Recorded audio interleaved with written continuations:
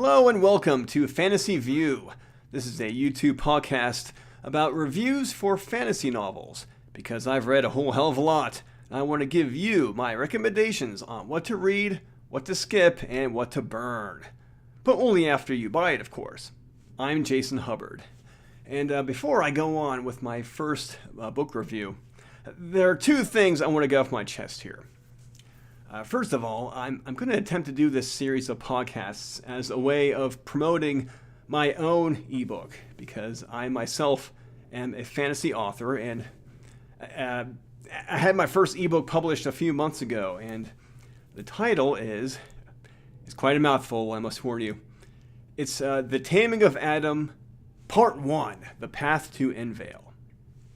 And I ask you to, I'm not going to pester you to buy, but I do ask you to at least check it out and see if it's something you might be interested in. I'll leave some links for it down below to some various ebook retailers. And that's it. Okay, now that I have it out in the open, I'm not going to mention it ever again. I'm not even going to ask you to check it out ever again.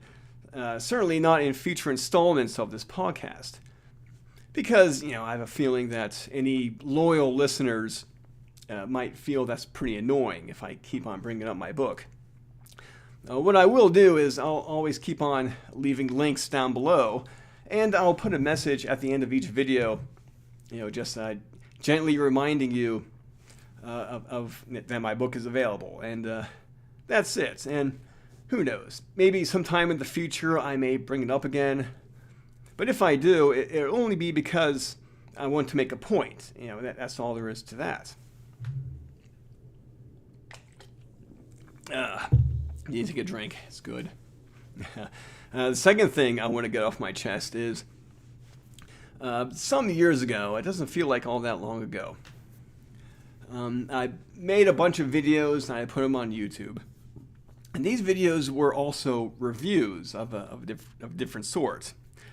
I know, YouTube is just absolutely littered with reviews of all kinds of things. Just do a YouTube search of review. Just try that out once and you'll come across all kinds of different shit. And yes, I was one of those people who contributed to this big old trend. I gained like a few dozen subscribers, I think, for which I was very gracious for. But one day, I just decided to just go ahead and delete all the videos. And I even deleted my channel. And I didn't even so much as warn anybody, which I feel a little bad for. All those people are going to wonder, what the hell happened to me? And so if you happen to be one of my past subscribers and you discover me here and you wonder what the hell I'm doing, this isn't you, this isn't right, blah, blah, blah. Well, first, let me assure you, it was not YouTube that brought me down because of, copyright shit and stuff. It was all me. I deleted the videos, I erased the channel, and I did it for personal reasons. And, that's all I have to say about that. If you are a past listener, or a past viewer rather, who is pretty upset, I apologize. I really am sorry. I didn't even warn anybody. The only thing I can say in my defense is, at least I didn't take anyone's money, right? There's that much at least. Okay, now that I have those two things out of the way, on to the review. Now, this book is from another independently published author. I discovered him on Twitter. His name is Lucas Thorn. And his blog site says he lives in Melbourne, which is in Australia. I can only assume it's in Australia. I mean, hell, if he can have a Paris in Texas, there's no telling anymore, right? Okay, the name of his book is Revenge of the Elf. And already I have a problem with this book. I have one problem with the title. I know, I'm totally going to sound like a big old asshole here, but bear with me. So it's called Revenge of the Elf. So I understand there's an elf, and he or she is going to be after revenge. So that's cool. I'm totally, that gives me an idea of what to expect. I just have a problem with the elf. The elf, that one little word, the, is suggesting that it's not just a elf, it's the elf. It's not just any elf, it's the elf. And that tells me that I should know about this elf already. And honestly, this doesn't really upset me. It's nothing to be upset over. But still, I can imagine some super snob out there who checks out the title of this book and he's gonna be like, oh, so this book is called Revenge of the Elf, is it? No. Then just what elf are we talking about? Oh, the elf? It's not just any elf? Should I know about this elf already? Let's see. Is this elf perhaps Legolas? Everyone knows about Legolas. Or is it one of those Keebler elves? Oh, I just love their cookies. I do. Did somebody steal all the cookies, maybe? And so that's why the Keebler elves are after revenge? I can only hope. That would be something I would want to read. Oh, what's this say? The full title is Revenge of the Elf. And then in parentheses, it's Nysta. Nysta, is that the name of the elf? I never heard of this Nysta before. I'm sure it's not worth my time. I'm very sorry. If you excuse me, I must go eat my tea and crumpets while reading. I'll just reread The Lord of the Rings all over again. That is a real fantasy story. Man, you just want to sock me right in the jaw, don't you? I wouldn't blame you. Okay, the book opens up with a foreword by the author. Oops, it's actually called an author's note. And this foreword gives you a good idea of what to expect in this book. It says, and I hope I don't get in trouble by quoting the foreword here. It says, Nysta is the culmination of many years of dissatisfaction in the presentation of female characters in fantasy. As such, Nysta will never heal anyone with amazing healing powers. She will never drink tea and discuss dresses. She will not stand back and watch her boyfriend fight the monster.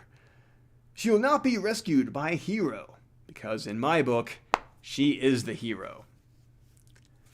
I think someone's in love. So there you go. Nysta she's an elf. She kicks a whole lot of ass. There you go. The book actually begins with her husband. His name is Talik. And he's just sitting in a chair by his cabin. His cabin is in the middle of a nice sounding place called the Deadlands. It's a land just full of dead things, full of bones and such. And he is approached by a number of people who are all elves, by the way, and they're all on horseback. And before they even begin talking, we already know that Talik used to be a member of the Royal Guard, and he got out of commission because a mage had hurled a fire spell at him. And so his body is now mostly covered with scars. And so it's hard for him to move now, and he certainly can't fight. So at some point during the talking with these riders, he's pretty sure he's going to die. These riders, I'm not sure what you call them, bandits or mercenaries. Maybe they're just a little of both. And I know they demand something from him, and he just keeps on dodging the demands, and he hurls insults at them, and they do end up murdering him. So there you go. And Nysta is his wife, of course, and that's why she wants revenge. So after he's murdered, later on that night, Nysta comes back to the cabin. She's coming home after being at church, where she donated a generous tithe, and she has flowers in her hair, and she picks a flower out from her hair and sniffs it, and very graciously. Of course, I'm bullshitting you. I'm just kidding. Of course, I tend to do that a lot when I have nothing really funny to say. No, she's actually coming home from after spending the night at a local tavern. So she's a little bit drunk. The first words out of her mouth are, fucking cold. Oh yes, dear reader, this book is just absolutely full of F-bombs, which the author, Lucas Thorn, he totally makes fun of how people criticize about how many F-bombs there are in this book. Indeed, Nysta says fuck all the damn time. She and many other characters. So you might say this book is a very mature book, even though I think this is kind of ironic. In my personal opinion, saying fuck all the time is actually, it might be a sign of insecurity, if anything. Because someone who says fuck all the time is kind of a sign that they're insecure because they don't bring a lot to the table. And so, they don't have a lot of faith in their talents and such. And so they say fuck all the time as a way of intimidating people and making people take notice and taking them seriously. And when they fail, if they fail at something, well, fuck. They'll just say fuck so a few more times, and that way they can keep their pride. That's all there is to that. But what the hell, if you're the kind of person willing to live out in the middle of the Deadlands, out in the middle of nowhere with nothing but animal bones and people bones strewn all around, naturally you are going to be the kind of person who will say fuck all the time. So Nysta arrives at the cabin. She finds her husband's dead body, and I believe she sheds a few tears, but she doesn't sob. She doesn't sob. The first thing she does right away is bury the body in their garden, I believe. And then she doesn't go after the bandits right away. She just spends the night there, but of course, revenge is always on her mind. And so, first thing in the morning, she goes out to find the bandits, and she knows there's going to be quite a number of them, but she doesn't care. She's just one lone person, but she's naturally she's a very well accomplished warrior. Her weapon of choice is a whole bunch of knives. She has knives hidden all on her body, and she loves them so much she even gives them names, because each one is very different. They're like individuals. One of them is named George. Another is named Mortimer. Another one is Mary Sue. And of course, I'm bullshitting you already. No. Her daggers, I shouldn't call them knives, I should call them daggers. Her daggers have pretty cool names, actually. One of them is Entrance Exam. Another is a Full C's Last Joke. And another is A Flaw in the Glass. Not quite as cool as, say, some Pokemon names, but they'll do. So she goes out in the Deadlands. I think she leaves the valley, which her cabin is in. And so naturally, along the way, she gains a few companions who will ultimately help her out for their own reasons. You have the comic relief, who has a really big mouth and just can't shut up. And you have the big, strong, silent type who wields like a huge sword, so he chops off people's heads in one fell stroke. And there's a talking bunny rabbit. For the kids. And of course, I'm bullshitting you once again. No, this isn't like a Japanese role-playing game. She does gain one companion, and his name is Chuck Sheen. I think that's how you say it. Hell, if I'm saying it wrong, it's just because I'm just saying it the way how it appears. His name is spelled Shuksshene. Chuck Sheen, I'm guessing. I don't know. And he's the mage. He's a mage whom she first mistakes for as a woman because she sees his robe as a dress. And before she even hears him or gets a good look at his face, she just assumes it's a woman. And so, which confused the hell out of me, too, at first. I was like, what the hell? So I was like, so there are going to be 2 female leads in this book? Well, okay, that's fine. But then all of a sudden, the pronoun he shows up. And I'm like, what? Am I reading this right? Well, yes. The guy's name is Chuck Sheen. He's a mage he claims he's out in the middle of the Deadlands just practicing magic, which makes sense. There's no living things out there. And so he is the comic relief. He's a big loudmouth who complains all the time, which might make you think that he's really annoying. He's just one of those really annoying comic reliefs. He was just a big old loudmouth.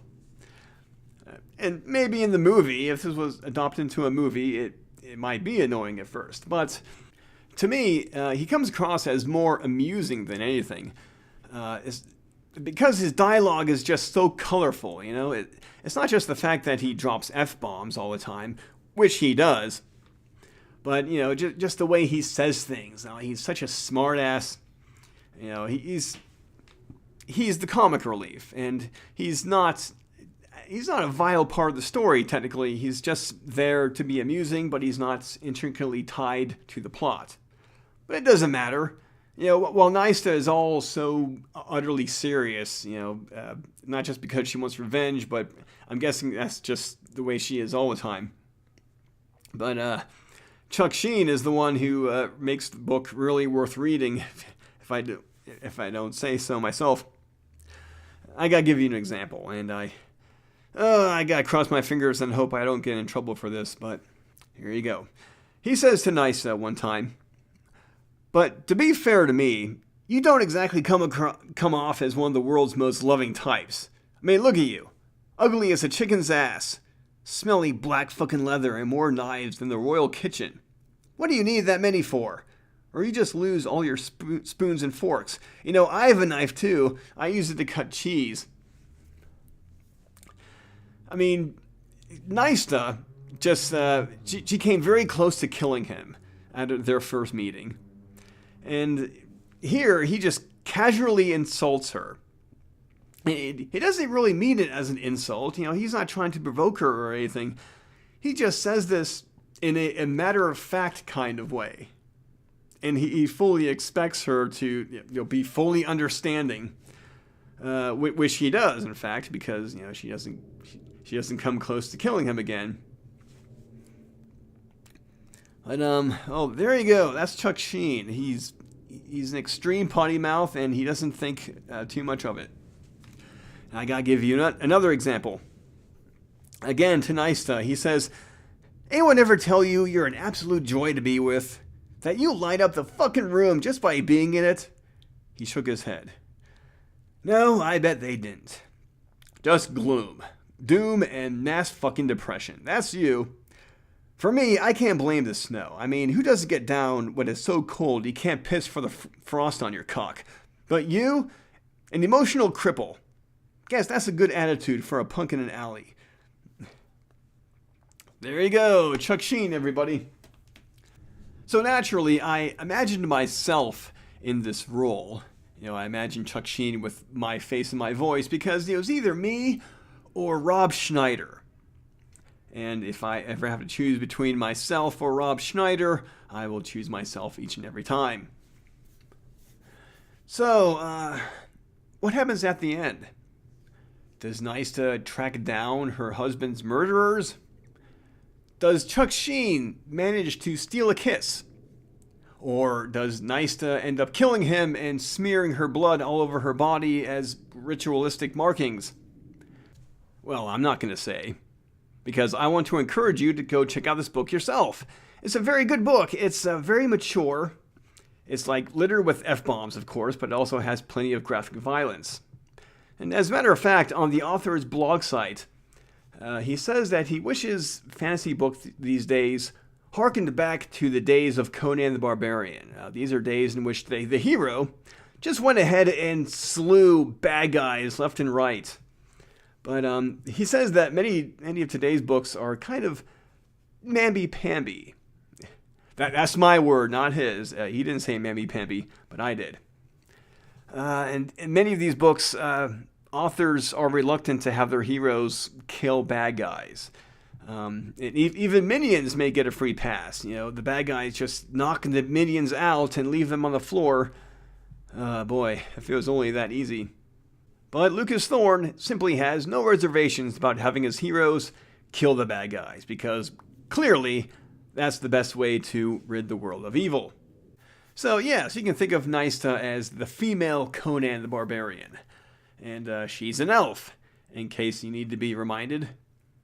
And really, she doesn't even need to be an elf, because being an elf is, you can imagine her with the pointed ears, and that's all. But being an elf doesn't really define her character.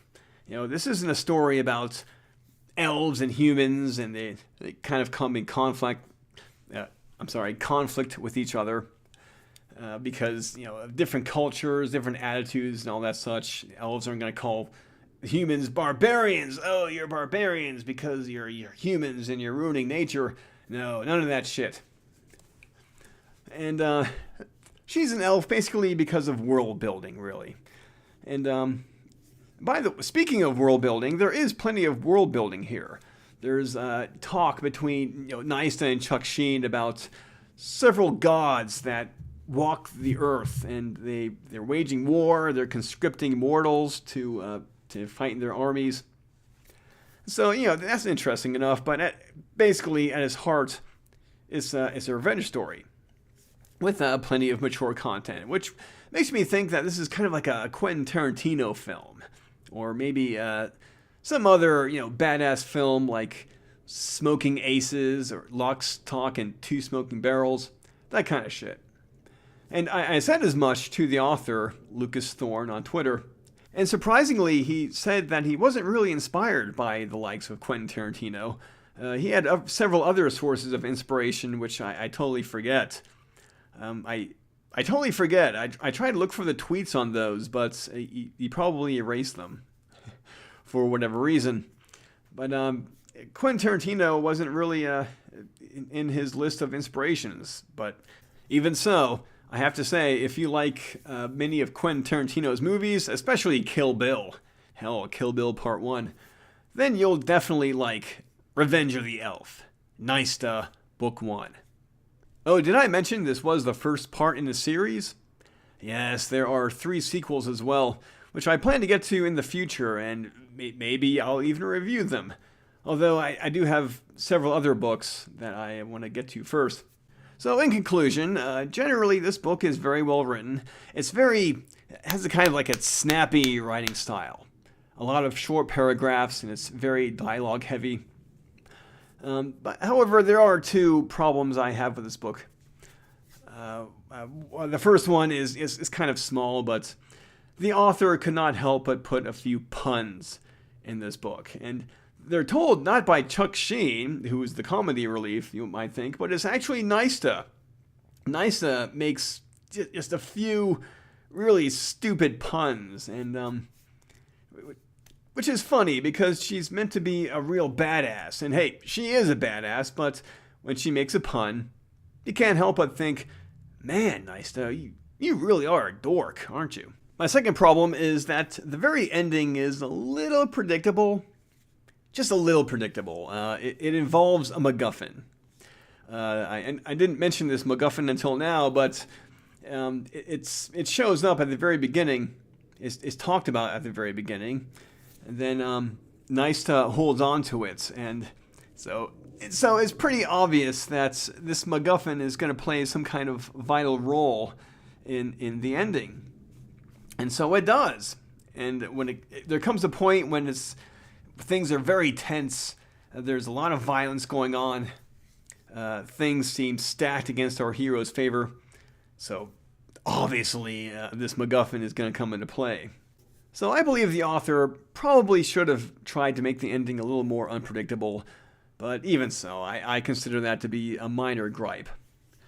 Basically, if you like really tough films, tough, gritty action films like many of Quentin Tarantino films, then this book will be for you. This is right up your alley. It's called Revenge of the Elf, Nysta by Lucas Thorn. I will leave a link to it down below.